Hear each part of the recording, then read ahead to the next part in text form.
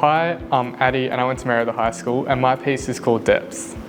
It's a celebration of the beauty of life, and I explored two characters as they weathered marginalisation and poverty on the coast of South India to create sort of a little circular life in which they lived and celebrated connection.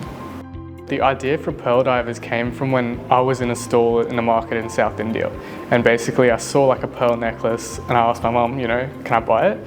And she looked at me and she explained to me the significance of these pearls, where they came from, the people that really dive to get them, and the stories they have to live to provide such a small, insignificant beauty almost. Understanding those stories was really emotionally impactful for me, and I really wanted to capture the lives and the stories that are just unheard every day.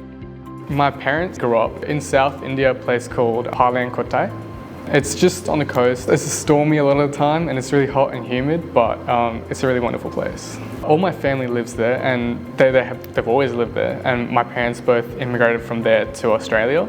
So yeah, I go back there every year and I still celebrate the land, the culture. I think something really important in literature is authenticity. So I think being able to actually visit there and see the pearls, see the people that dive for the pearls, I think is really important to be able to capture the essence of who they are without overly narrativizing them or romanticizing them, because the lives that they live are really harsh and they're really real, they're really raw. So I think to capture those and being there in that moment, witnessing it myself, I think was incredibly important to be able to bring it to life. A sentence from my piece that really encapsulates what I was trying to talk about is, sometimes if you listen carefully enough, you can hear the voice of the ocean, but you can't stop and listen for too long or else you may drown.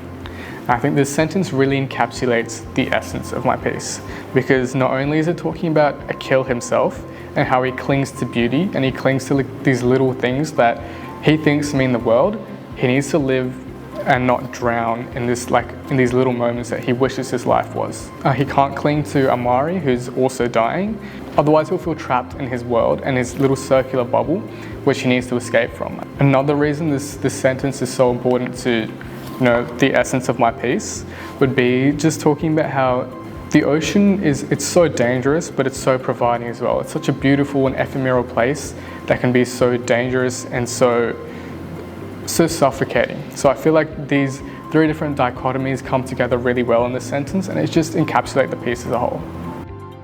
Exploring connection within my piece was incredibly important, and the way I did this was through utilizing form to my advantage.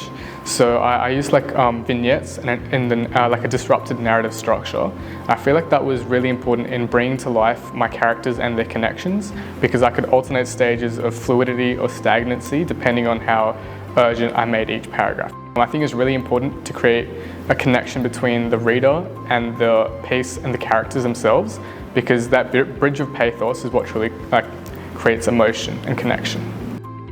In the sections where I had less action and more of just a moment, I made sure to make that moment the world. So, for example, for my character being neurodivergent, I wanted the reader to experience what it feels like to really live in that moment.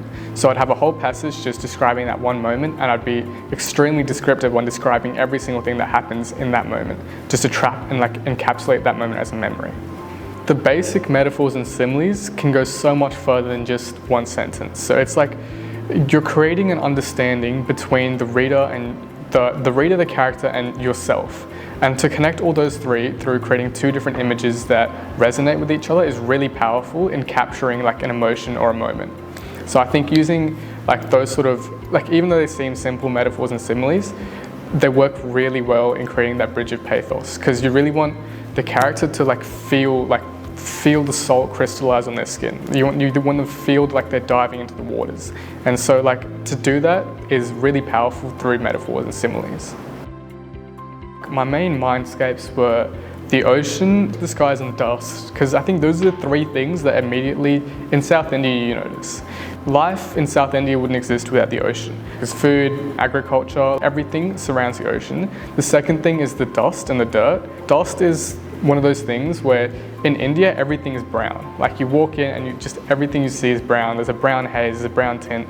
I feel like it's a really powerful motif to have, because the environment is something you're always surrounded by, and for it to be able to reflect your emotions itself is really powerful. And I think the third one, the skies, being whether it being storming or whether it being sunny.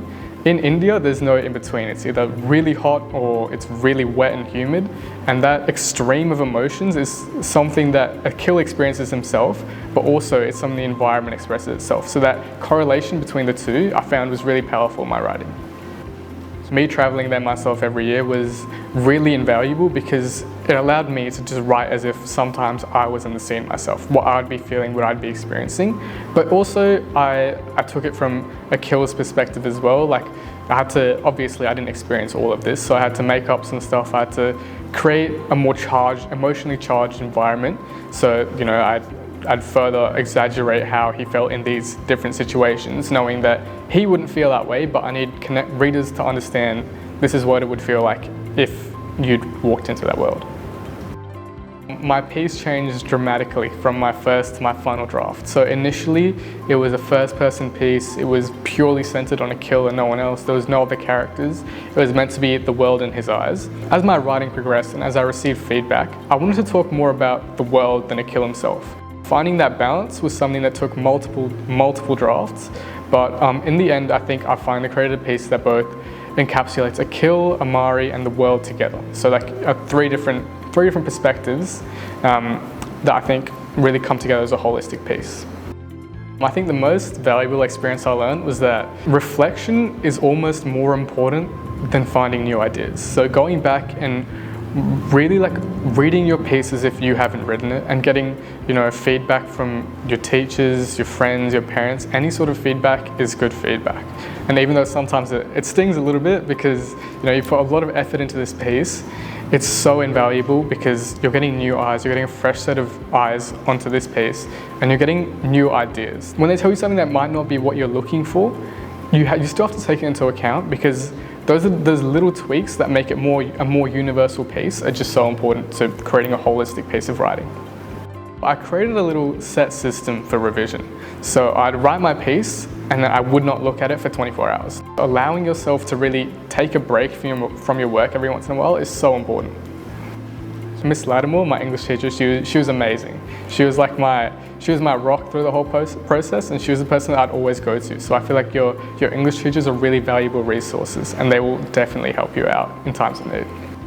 So my biggest feedback tip from my teacher was that giving your character agency and removing that agency in different times can really invite your reader to understand the control this character has over their environment.